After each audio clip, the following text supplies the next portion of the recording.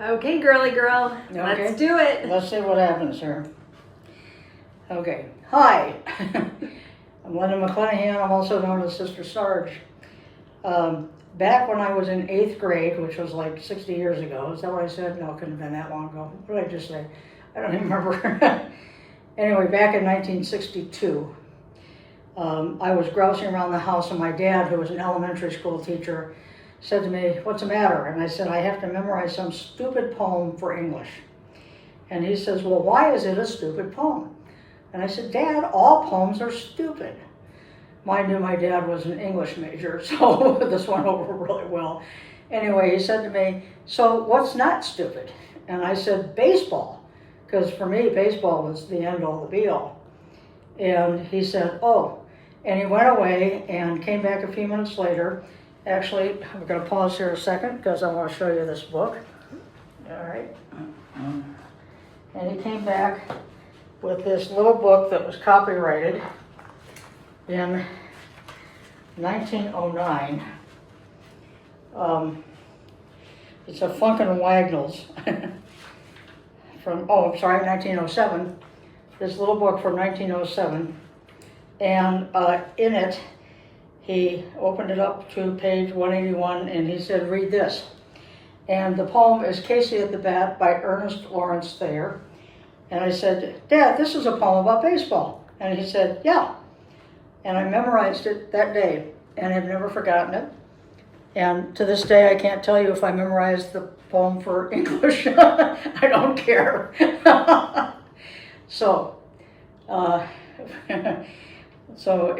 in Thanksgiving for Ernest Lawrence Thayer and my dad, the outlook wasn't brilliant for the Mudville Nine that day. The score stood 4-2 with yet an inning left to play. So when Cooney died at first and Burroughs did the same, a sickly silence fell upon the sachems of the game.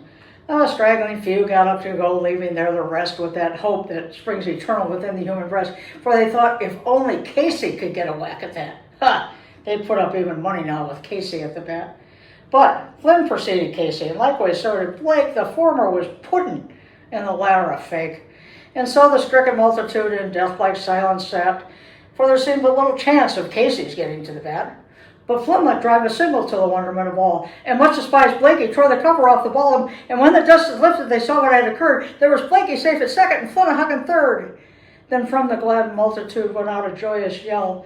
It rattled on the hillside, it bounded in the dell, struck upon the valley, and rebounded in the flat. For Casey, mighty Casey, was advancing to the bat. There was ease in Casey's manner as he stepped into his place, style in Casey's bearing, and a smile on Casey's face. And when responding to the cheers, he lightly doffed his hat. No stranger in the crowd did doubt 'twas Casey at the bat. 10,000 eyes were on him as he wiped his hands with dirt. 5,000 tongues applauded as he wiped them on his shirt. And while the writhing pitcher grinds the ball into his hip, defiance gleams in Casey's eye, a sneer curls Casey's lip. And now the leather spheroid comes hurtling through the air, and Casey stood watching it in haughty grandeur there. Close by the sturdy batsman, the ball unheeded sped. "That ain't my style," said Casey. "Strike one," the umpire said. From the benches black with people there went out a muffled roar like the beating of the storm waves on a stern and distant shore. "Kill him! Kill the umpire!" someone shouted in the stands, and it's likely they'd killed him had not Casey raised his hand. With a smile of Christian charity, great Casey's visage shone. He stilled the rising tumult, he bade the game go on. He signaled to the pitcher, once more that spheroid flew. But Casey still ignored it, and the umpire said, "Strike two!" "Fraud!" cried the maddened thousands. An echo answered, "Fraud!" One scornful look from Casey, and the audience was awed. They saw his face grow stern and cold. They saw his muscles strain. They knew that Casey wouldn't let that ball go by again. The sneer is gone from Casey's lips. His teeth are clenched with hate. He pounds with cruel violence his bat upon the plate. And now the pitcher holds the ball, and now he lets it go. And now the air is shattered by the force of Casey's blow. Somewhere in this favored land, the sun is shining bright. A band is playing somewhere, and somewhere hearts are light. And somewhere folks are laughing, and somewhere children shout. But there is no joy in Mudville, Mighty Casey has struck out. Bravo. Thank you.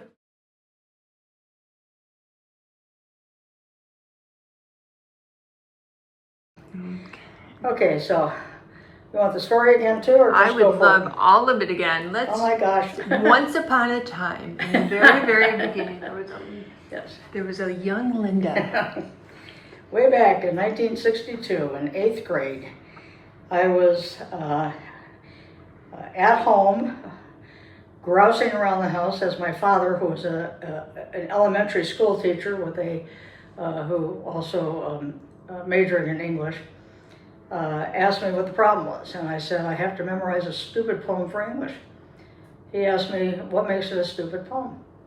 And I said, Dad, all poems are stupid. He laughed. He said, well, what's not stupid? And I said, baseball. I was a big baseball fan, still am.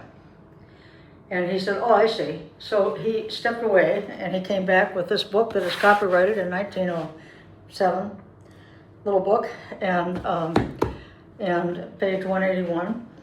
And it was by Ernest Lawrence Thayer, and it was entitled Casey at the Bat. And I said, hey, this is a poem about baseball. And he said, yeah, it is. Why don't you read it? Well, I memorized it right then. I still to this day cannot tell you if I memorized the Edgar Allan Poe poem. I doubt it. But but that was way off whatever. And I've loved it since. It tells a wonderful story. So, Casey at the Bat by Ernest Lawrence Thayer. It looked extremely rocky for the Mudville Nine that day. The score stood 4-2 with yet an inning left to play. So when Cooney died at first and Burroughs did the same, a sickly silence fell upon the patrons of the game. Oh, a straggling few got up to go, leaving there the rest with that hope that springs eternal within the human breast. For they thought, if only Casey could get a whack at that, they'd put up even money now with Casey at the bat. But Flynn preceded Casey, and likewise so did Blake. The former was pudding, and the latter a fake. And so the stricken multitude in death-like silence sat, for there seemed but little chance of Casey's getting to the bat. But Flynn let drive a single to the wonderment of all, and much despised Blakey tore the cover off the ball. And when the dust had lifted, they saw what had occurred. There was Blakey safe at second, and Flynn a hog at third. And then from the glad multitude went out a joyous yell. It bounded in the hillside, it rattled in the dell, struck upon the valley, rebounded in the flat, for Casey, mighty Casey, was advancing to the bat. There was ease in Casey's manner as he stepped into his place, style in Casey's bearing, and a smile on Casey's face. And when responding to the cheers, he lightly doffed his hat. No stranger in the crowd did doubt 'twas Casey at the bat. 10,000 eyes were on him as he wiped his hands with dirt. 5,000 tongues applauded as he wiped them on his shirt. And while the writhing pitcher grinds the ball into his hip, defiance gleams in Casey's eye, a sneer curls Casey's lip. And now the leather spheroid comes hurtling through the air, and Casey stood up watching it in haughty grandeur there. Close by the sturdy batsman the ball unheeded sped. That ain't my style, said Casey. Strike one, the umpire said. From the benches black with people there went out a muffled roar, like the beating of the storm waves on a certain distant shore. Kill him, umpire, someone shouted in the stands. And it's likely they had killed him had not Casey raised his hand. With a smile of Christian charity, great Casey visage shone. He stilled the rising tumult. He bade the game go on, signaled to the pitcher. Once more that spheroid flew. Casey still ignored it, and the umpire said, strike two! Fraud, cried the maddened thousands. An echo answered fraud. One scornful look from Casey and the audience was odd. They saw his face go stern and cold. They saw his muscles strain. They knew that Casey would not let that ball go by again. The sneer is gone from Casey's lips. His teeth are clenched with hate. He pounds with cruel violence his bat upon the plate. And now the pitcher holds the ball, and now he lets it go. And now the air is shattered by the force of Casey's blow.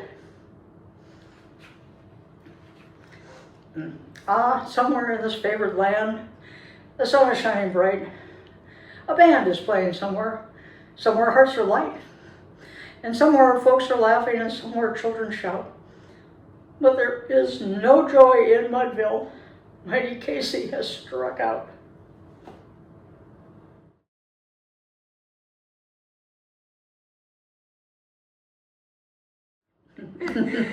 What do you think of when you say that? Do you think of baseball? Do you think of your dad? Do you think of young Linda? All of it. All of it. All of it. My, at one time, my brother, my older brother Mark just started playing Little League.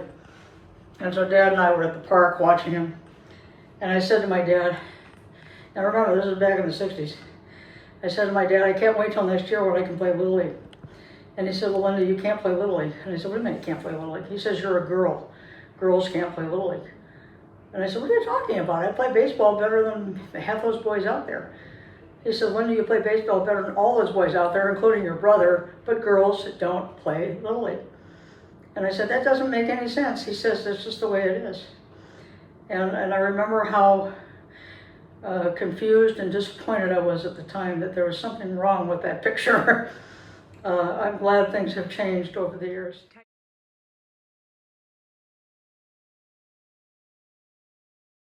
Yeah, and it's same thing like with the military, because when I was in the military, women's military jobs were very restricted.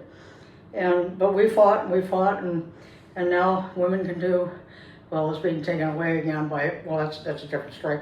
But anyway, women can do we've proven that we can do it. Say qualified women, trained women, women with the training and the education can do anything. You bet. Yeah. Yeah, and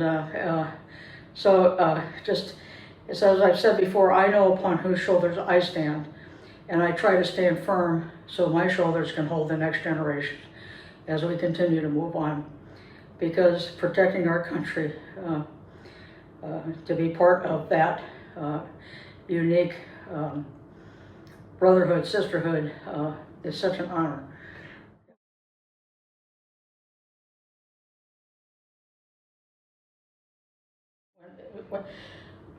In the military, we have a squad, we have platoons, we have backup.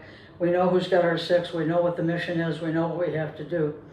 When we're suddenly out of the service, we don't have that. So it's important that we get a new squad. In a way, that's part of the reason there are so many veterans groups trying to help people get connected again with things. The other thing that I once did a presentation for the Blue Star Moms about this was, please remember that when your son or daughter comes home, you are their mother, not their counselor. If they're having trouble with stuff, don't be their counselor. Get them counseling. Be a mom. Fix them their favorite meal. Get them hooked up with friends that they've had. Support them in other ways. But remember, if they need counseling, they need counseling. So it's important. Also, it will help you cope better too, because taking on their issues is not going to help either. Yeah.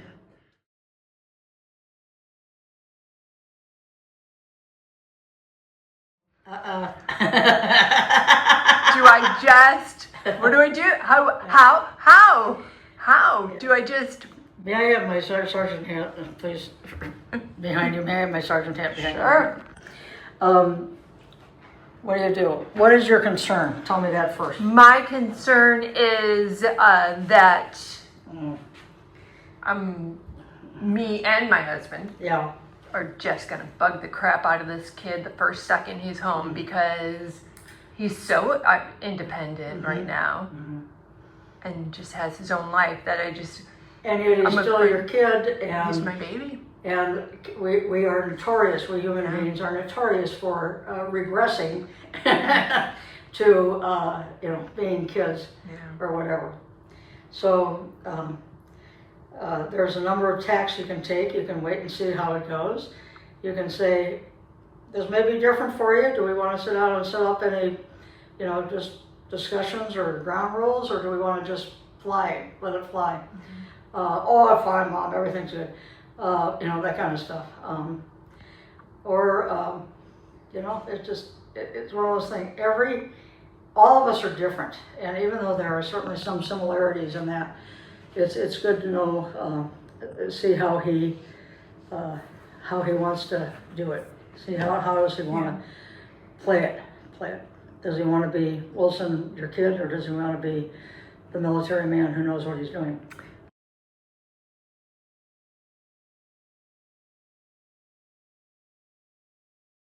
Soon.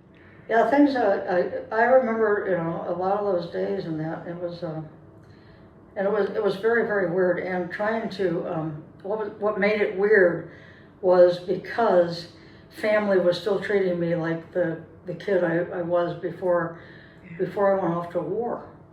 My oldest brother, this is how disconnected it was.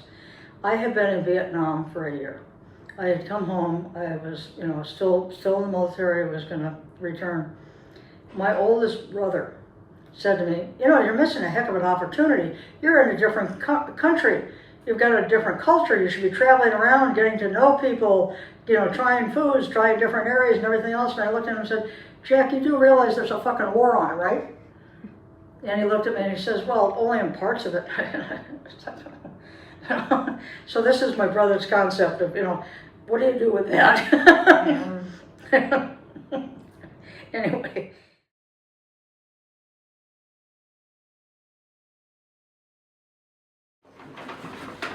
The blessings of being able to talk with people and hear stories and that. Ooh, wow!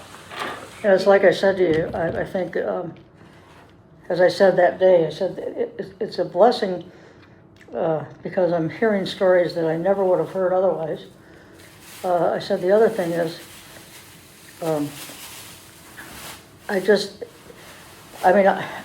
I know I have lived many lives.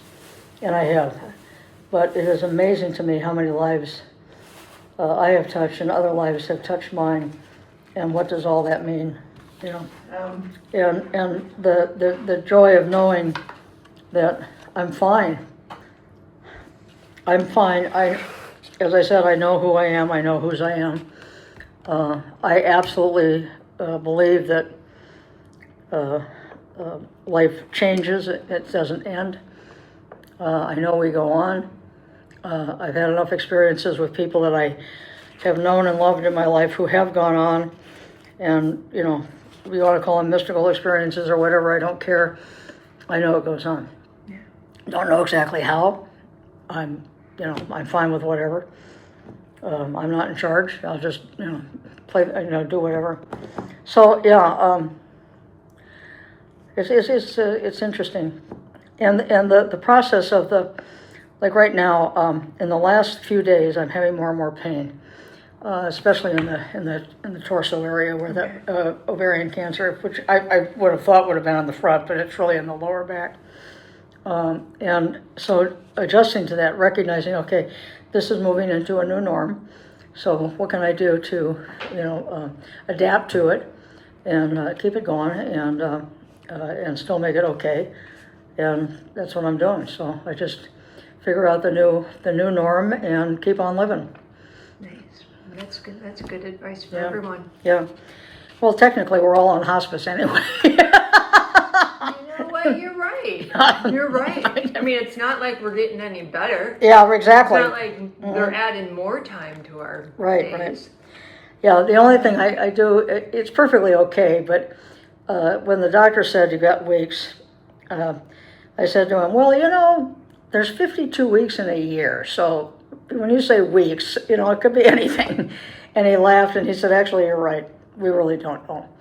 He says, it could be weeks, could be months. He says, but he said, you'll know as things are, trucking along, and I do. But, so I do, I don't want to know, like, August 1st, whatever, but it would be nice to know that this is kind of a range. So I don't think I have more time to take care of something than I do.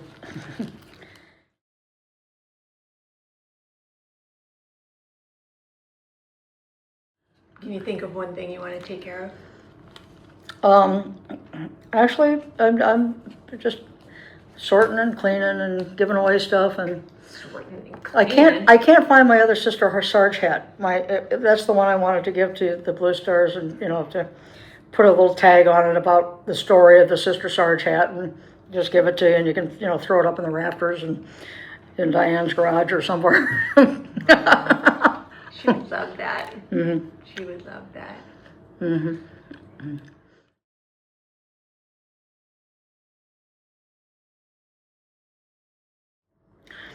The picnic is July 18th, I think. At Diana's house, yeah. I'll be honest, I'm not sure if I'm going to make that. Just based on what I'm feeling these last few days. However, Yeah. I could be okay.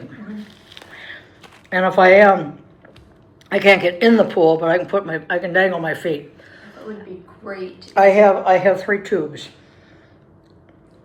3 tubes. 3 tubes. I have a tube here. In you? Yes. Okay. The tube here is into my stomach. That's the one that fell out the other day. I had to go freighter it and they had to put it back in. I have an ostomy bag, which I have to burp and clean every so often. And then I have another one that they empty once a week because it empties the fluid that's in my blood. And I can't get that wet, so, you know. But anything below there, so I can, dangle my feet. And I will. You hear about people on their deathbed getting, this one final burst of energy. Actually, I remember my mom doing that, like us thinking like it was the end, and then all of a sudden it's like kaboom, do that. So that would be fantastic if we could time that like July. And you show up at Diana's, and, little song, a little dance. A little salsa dance. Exactly. And everyone will go. Yeah. Fantastic. Yep. My grandfather, Pop, he and my grandmother have been married, 65 years. But he was in his 90s, and he had been in kind of a semi-coma, and my mom and her sisters and her brother were there. And, he was pretty much non-communicational, again, cognitively, I'm having trouble with some words, but that's fine. People are understanding me anyway. But Mom said, all of a sudden he kind of opened his eyes, and he looked around. And then all of a sudden he stopped and he got this big smile and he said, "Louise," and he died. So that was his. See, again, something goes on. Yeah.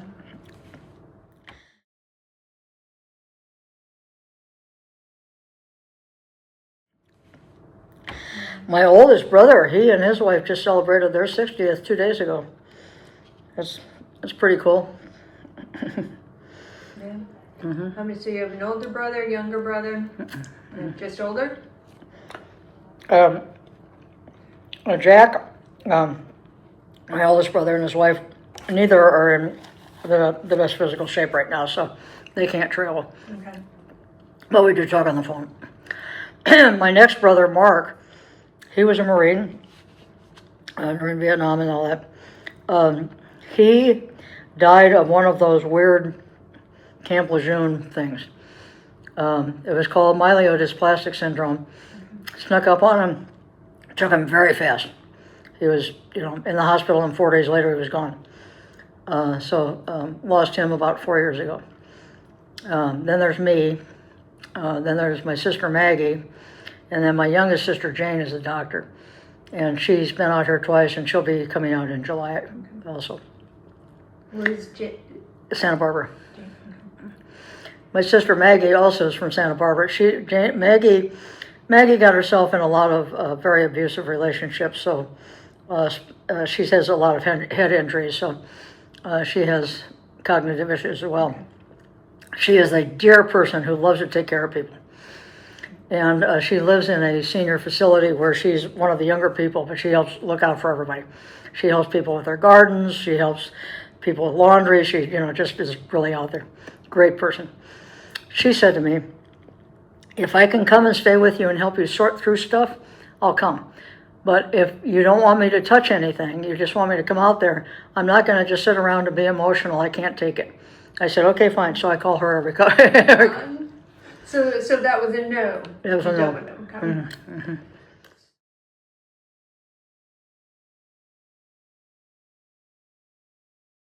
Sort stuff. I have to tell you, I'm a little disappointed with that answer when I asked you, what do you want done?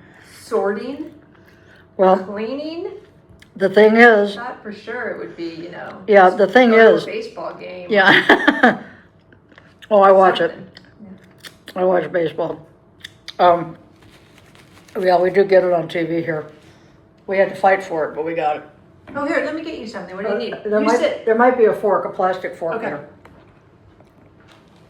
In one of these drawers? Uh-huh. That one. We have a knife. Yep.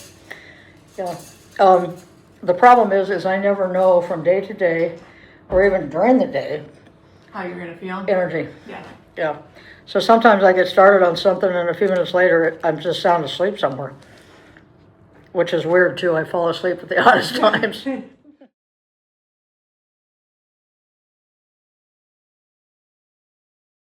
Well, you can kick me out at any time, but I'm gonna take every moment that you'll give me.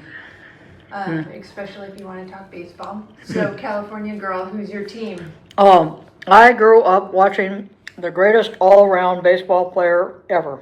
Do tell. Willie Mays.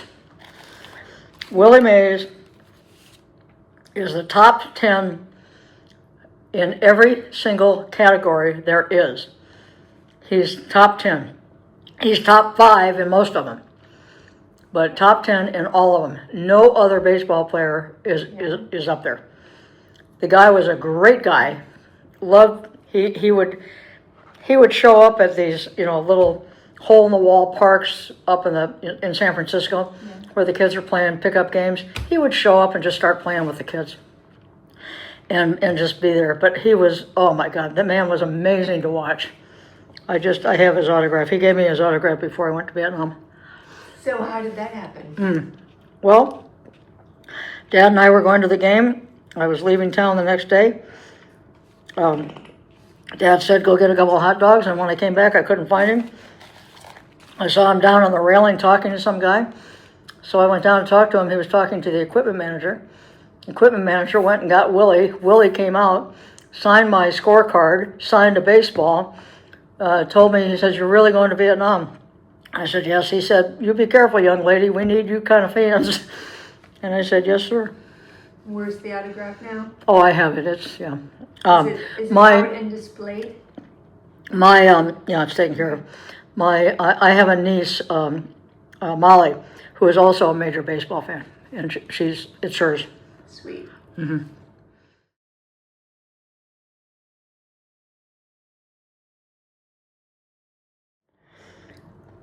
First baseball game I ever saw was the San Francisco Giants against the Milwaukee Braves. And the Giants won in the 9th inning on a walk-off home run by Willie Mays. And I've been hooked since. So excited. I love to be at baseball games. I don't like to watch it on TV because I like to watch the third base coach. I like to watch the fielder shift.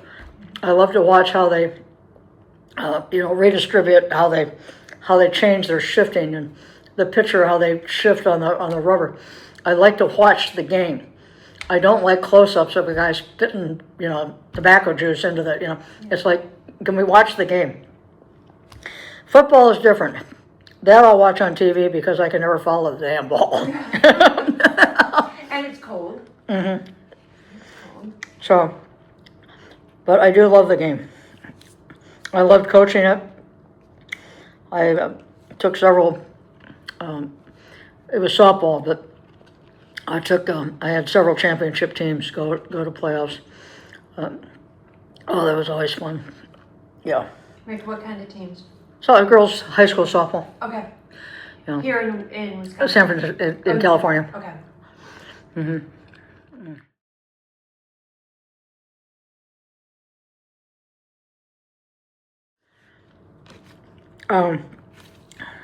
When I was in high school, I had decided that I wanted to be a sister when I graduated from high school. Again, I grew up in Berkeley, California, in the height of the 60s. And decided that before I gave my life to God, I'd give 3 years of my life to my country. Seemed like a fair trade-off. So when I graduated from high school, I joined the Army. Actually, I got accepted by the Air Force too, but decided the Army could guarantee me going into communications. The Air Force couldn't. So I went ahead and did that.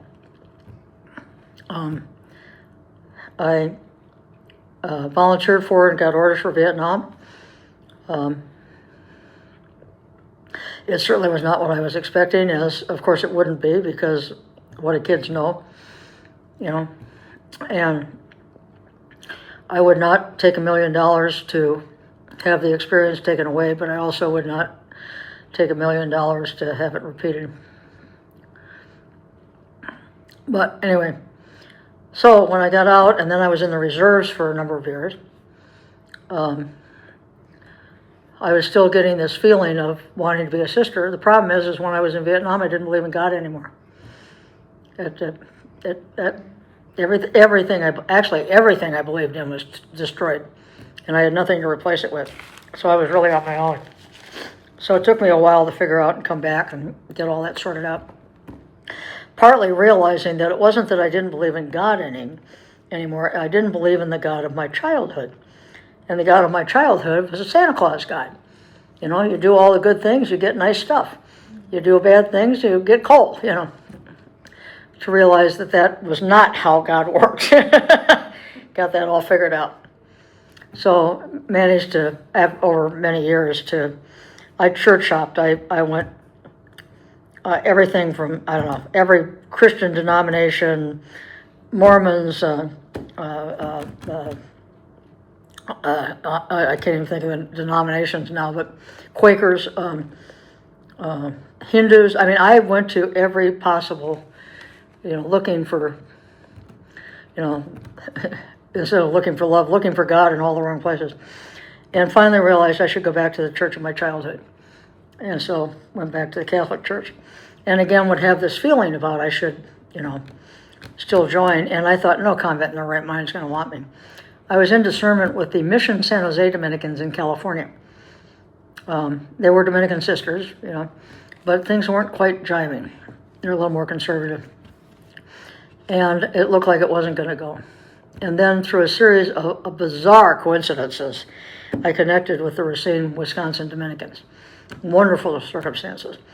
And my first thought was, Wisconsin? Why the hell would I go to Wisconsin? I hate snow. Anyway, but came here and it fit. It fit. I found the Racine Dominicans by accident, and I was actually listening to 60 Minutes. Sometimes the voice of God sounds like Harry Reasoner. But anyway, so I contacted this group of sisters that was in Tutwiler, Mississippi, and one of them was a Racine Dominican. And so we started talking, and the next thing I know, I'm here and realizing this is a fit. And in spite of it being in Wisconsin, which I've come to love. Anyway, so what was interesting was that the Racine Dominicans, who are very involved, as you know, in justice issues, social justice, they were not too concerned about where I had been and what I had done. They were more concerned in how I could take where I had been and what I had done into the future into service to God and God's people. They were very supportive of me working with veterans, and have been, and that's also been a blessing. And so here I are. Now, coming in '88, Sister Joan Chittister, who is a Benedictine sister, once made a comment that a vow is a promise made at dawn that you will be there at the sunset. In my case, it was made about noonish. But I'm still here.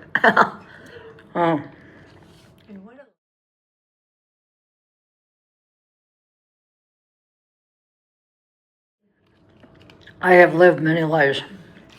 I have people who want me to write my biography, and I said, no way. There are things that I don't want anybody to ever know.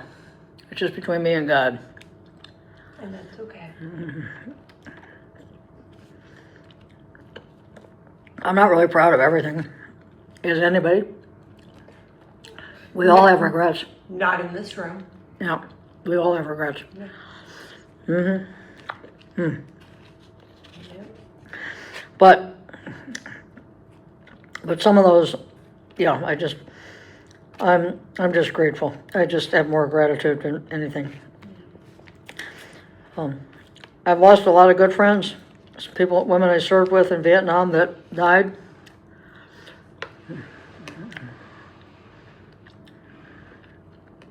Gail, Linda, Liz, Sue,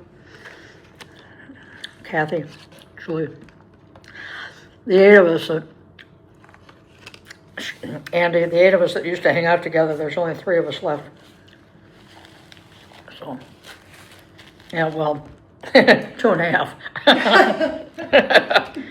Anyway, that is very good. Thank you. You're welcome.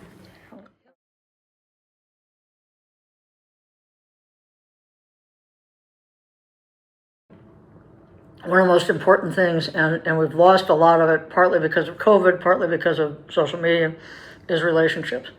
Relationships are so important. We've forgotten how to listen and be with people.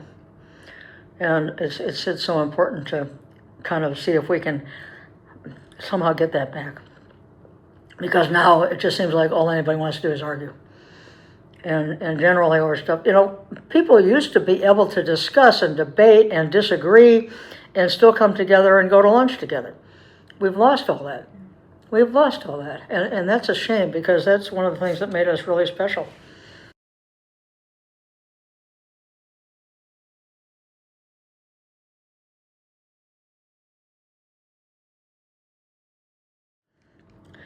The other thing is to keep in mind that no matter how many times you get knocked down, what makes you a success is getting back up.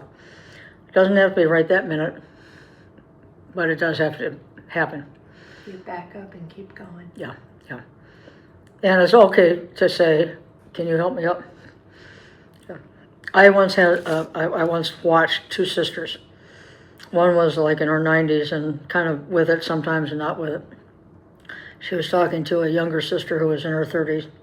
And the younger sister was debating if she still wanted to be a sister. And I don't remember why I was there. I was probably working behind the scenes doing some doggone thing. Anyway, and I heard the young sister say to the older sister, I don't know, she says, sometimes I just feel like I'm losing my grip. And the older sister reached out, grabbed her hand, and she says, then take mine, dear. It's strong enough for both of us. And I just lost it. I thought, yeah, that's it. We have to do that. So, I just, yeah, it's just amazing.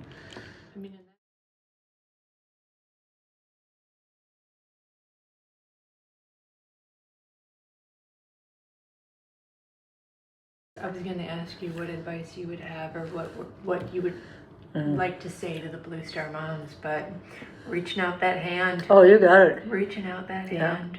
Yeah.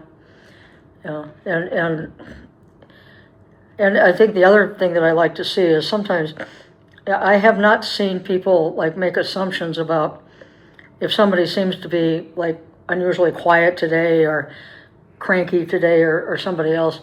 I haven't seen people make judgments about that. You give each other the space to be where you are. Yeah. And that's so important because, well, it's important. And that's true of all of us. I mean, we learn it in these circles, but we have to carry that out. We really do. And we do. I mean, that's, like I said, that's why I love you guys. I really do.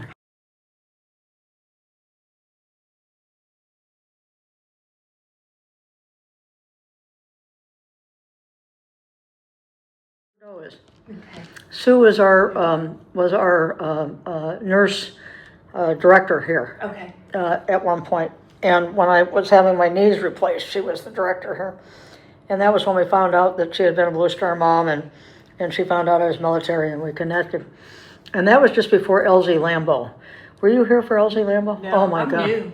What an event. Oh my gosh.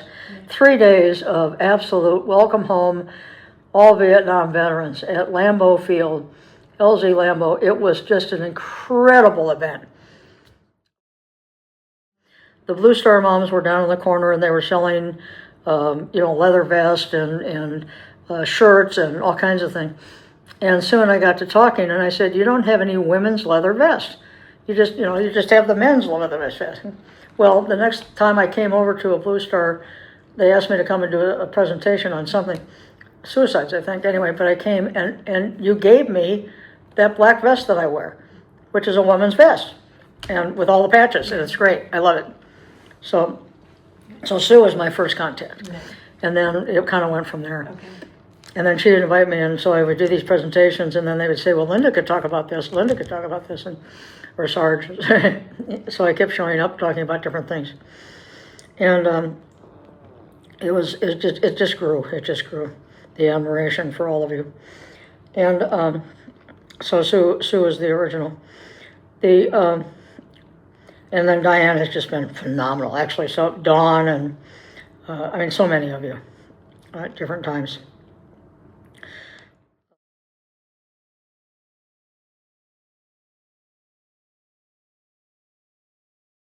Going to go a different direction and forgot what it was. Oh, Elsie Lamble. Somebody, the police report after the 3 days said that there had not been a single incident that the police were involved in that 3 days. And somebody said, how is that even possible? And I said, easy. You know how long we Vietnam veterans were waiting for somebody to say something? If somebody started trouble, you're not going to fuck this up for us. So everything just, no problems. Not a single incident. So, and it was a marvelous event. It really was a marvelous event. If you look it up, there's all kinds of wonderful pictures out there. We'll definitely look it up. Yeah.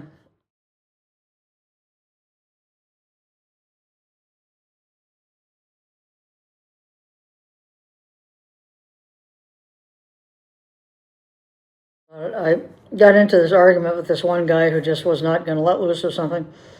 Because I made a comment. I said, listen, if there's anything, and I said, please hear me, if there's anything that's good about war, there might be two things. One is the friendships that are forged in a war, which are beyond comprehension unless you're experiencing it.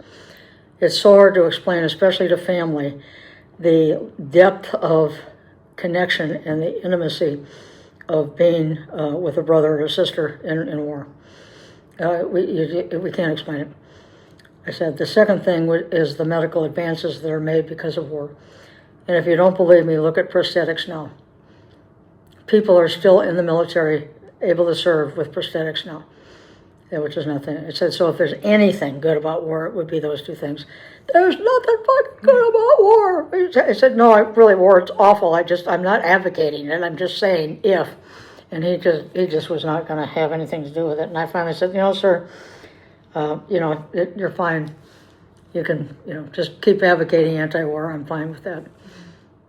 But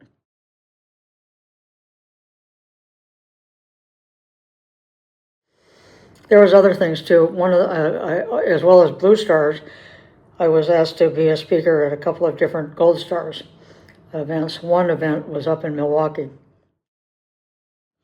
This one mother, and it was families, and this one mother and her little girl was maybe 6, and she was sitting at the table coloring, not paying attention to anything.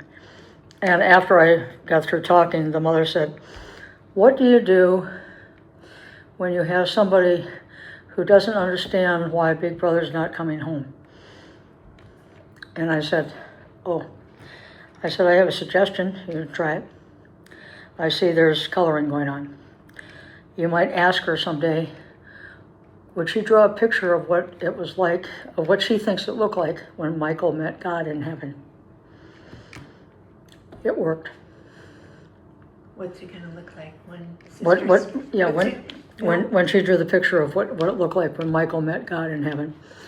And she said it was hanging on the fridge, but she says the little girl just cried and cried, but she got it. And she was okay because she knew where he was. She needed to know where he was.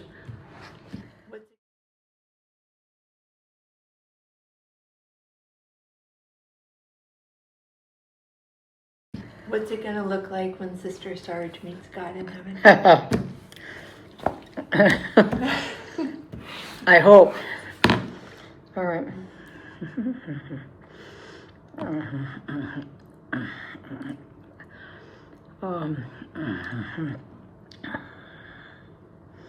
I don't know if you've seen this picture before, but I love this. I love this. I love this picture. If I can get it, come on. There we are. Yep, come on. There. That's my favorite. Can I send this to myself? Sure. Isn't that a great picture? That's exactly what I'm hoping. Oh! Hot dog!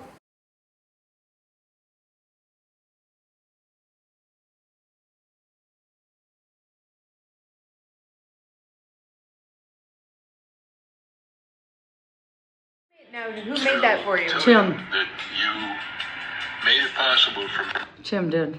So I just got it. He just sent it. I just saw it.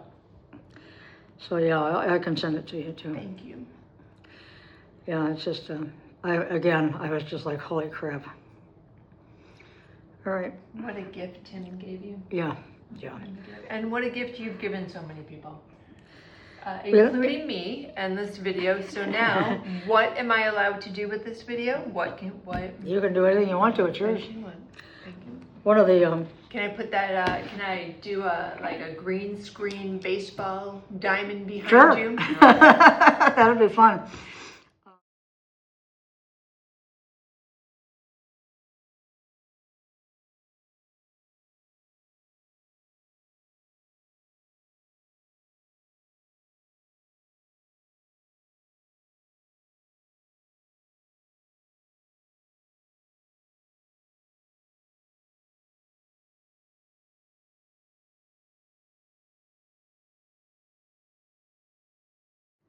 So, Casey at the Bat by Ernest Lawrence Thayer. It looked extremely rocky for the Mudville Nine that day. The score stood 4-2 with yet an inning left to play. So when Cooney died at first and Burroughs did the same, a sickly silence fell upon the patrons of the game. Oh, a straggling few got up to go, leaving there the rest with that hope that springs eternal within the human breast.